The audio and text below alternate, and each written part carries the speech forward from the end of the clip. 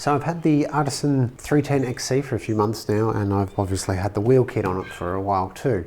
And I meant to do a video on that, as that's part of the agreement I have with I Would Like, the sponsors of the show.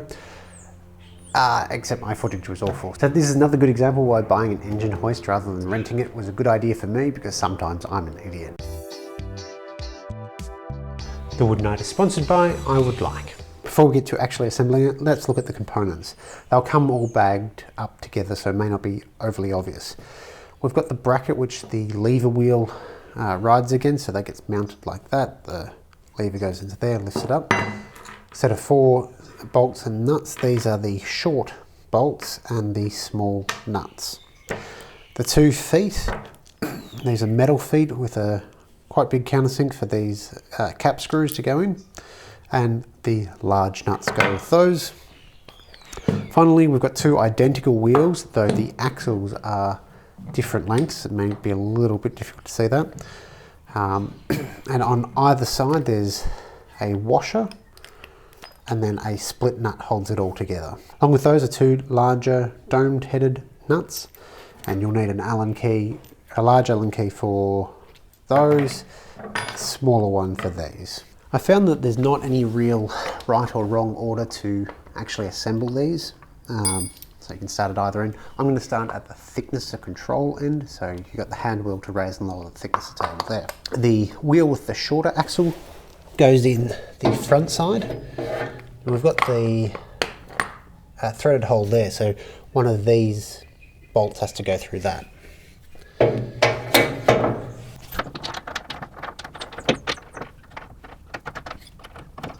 It's a little bit hard to see here, it's a little bit more visible there, and I'll show in a close-up, but there's a groove where the axle sits in, which pulls it up nice and tight against the body of the combo machine. So you can see that groove there. Just need to rotate this a little bit.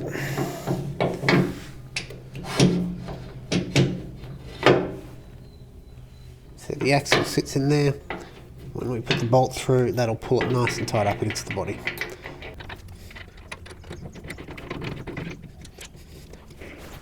Right, so on this side, what I'd call the jointer side, that is, you feed in that direction. You feed in that direction when you're using the jointer. We attach the feet. So there's 2 feet, they go in these holes here.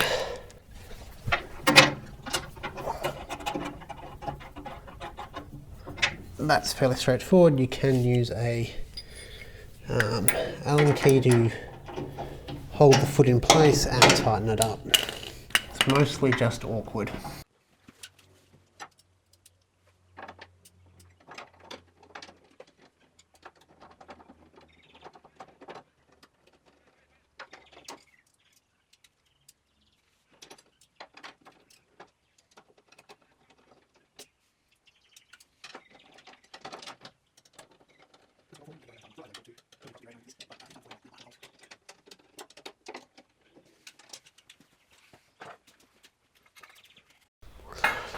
So to raise and lower the combo machine, you slide the lifting bar wheel thingy into the hole in the bracket, push down, and it moves. So sponsorship aside, I find that this is one of the better types of mobile bases. I've got a few mobile bases in the workshop. I think the saw stop one with the foot pedal is the best. It's nice and compact, you don't have any external things. But this would be a close second. It's easy to move around. This is the heaviest tool in my workshop.